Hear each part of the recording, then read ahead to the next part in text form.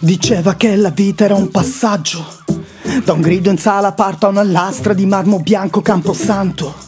Ironia a sorte, metteva in sintonia la vita con la morte. Lui, un visionario sin da piccolo, un viso raro cresciuto in un vicolo, ignaro del pericolo sin da bambino. Vari orizzonti costruivano il suo destino, fra mari e monti nell'Agrigentino santo, costretto a viversi un'eterna sfida, in quanto si diceva che portasse sfiga.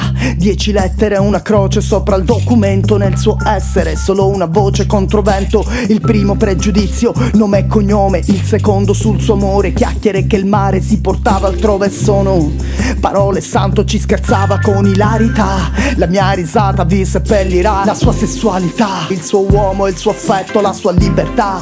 Su quelle rive d'argento il suo peschereccio, nel blu dove affondava ogni giudizio. L'intesa con Luca, complementari dall'inizio, metropoli e campagna, il sole scalda, l'acqua bagna, gli sbarchi, le partenze, fra le indifferenze e i sogni, spogli di confini ci rincontreremo. Dove si bacia il mare con il cielo. Chiedi alle stelle che colore hanno, più la notte si fa scura più loro risplenderanno. E i pescatori al largo dove vanno, cercando fortuna, chiamandosi Camposanto. Mai e poi mai remarsi contro.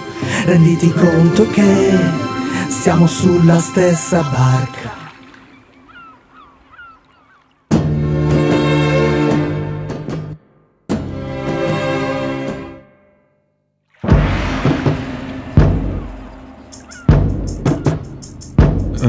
E Santo libera dai fili un anemone e dalle reti con cui pesca al largo di Porto Empedocle. Se spinge il suo legno via dal porto al nono nodo, un uomo nuovo che abbandona sopra il molo vecchie remore.